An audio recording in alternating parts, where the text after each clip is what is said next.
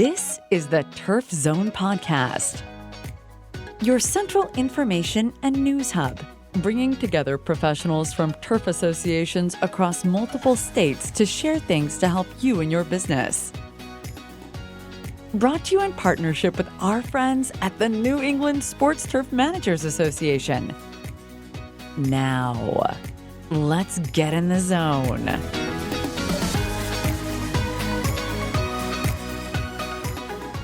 Welcome to the Turf Zone. In this episode, we feature an article titled The Manager's Dilemma, written by Neal Glatt at growthebench.com. We have a dilemma, is how one of my employees, 10 days into managing her first direct report ever, started the conversation. The issue was that there were some concerns about the work her new employee, who started with the company only 10 days previously, had just submitted. It wasn't that the work was wrong or necessarily bad, but it was certainly a bit different than the typical work we do. Much to my manager's credit, she told me that she wanted to give feedback but was concerned about how it would be received. Should she encourage the initiative, excitement, and action of the new employee by accepting the work as it was submitted, or should she enforce the quality standards of work at our company by correcting the new employee? In fact, every manager faces this dilemma on the job. How can an employee's engagement be increased while providing constructive criticism? A manager who picks one or the other usually has mediocre teams prone to expensive employee turnover. Yet, often trying to pick a middle-of-the-road approach leads to neither objective being realized. There are 3 pitfalls managers are subject to, which leads to this situation. By taking action, they can avoid the problem and engage high-performing employees who produce great work. Lack of training. The reason employees typically don't perform to the standards expected is because they simply were never taught effectively. Training isn't something that happens once, but rather must be ongoing. The best organizations and teams realize that in a rapidly changing business environment, there must be continuous learning from trainers who can add new value. My first-time manager recognized this issue immediately and told me that while she had trained her new employee on how to technically create the work, she had been planning to have a conversation around the quality and specifics in the coming days. This absolutely explains why the work done wasn't exactly what had been expected.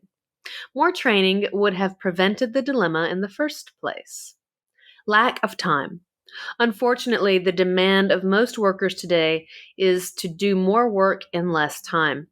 For both employees and managers, finding the time to adequately train while meeting all their other daily obligations is difficult. Yet, by expecting production too soon, it leads to greater issues than extending deadlines would have. Most managers realize only when it's too late that by not slowing down, they lose employee engagement and limit the potential of future production forever.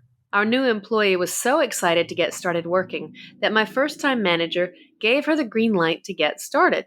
Yet, if she had extended more time for the project, she could have easily allowed the new employee to create a draft and meet for a scheduled review discussion where feedback would have been expected and easily received.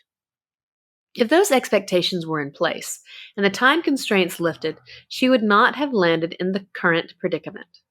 Lack of trust.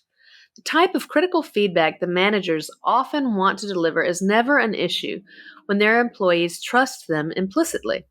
People greatly care about their intentions of those who give them feedback, and those intentions become known from competence, consistency, and character demonstrated throughout a relationship. Managers can build more trust through frequent and transparent conversations which back up consistency between values, intentions, and outcomes.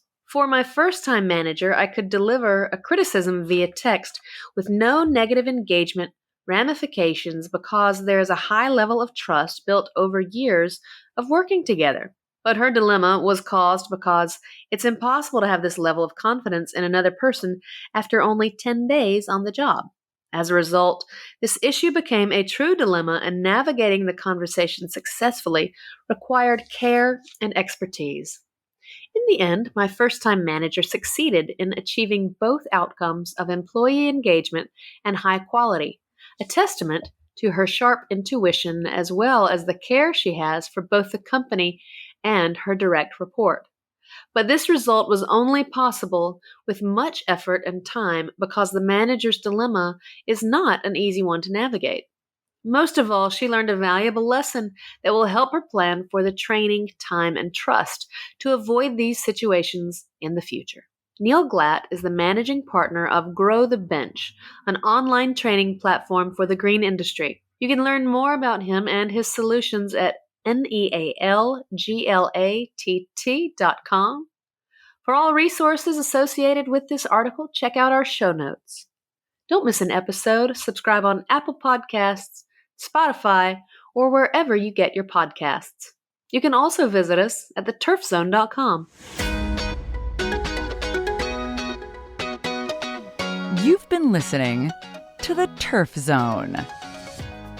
For more episodes of The Turf Zone, visit theturfzone.com and subscribe on Apple Podcast, Stitcher, or your favorite podcast app.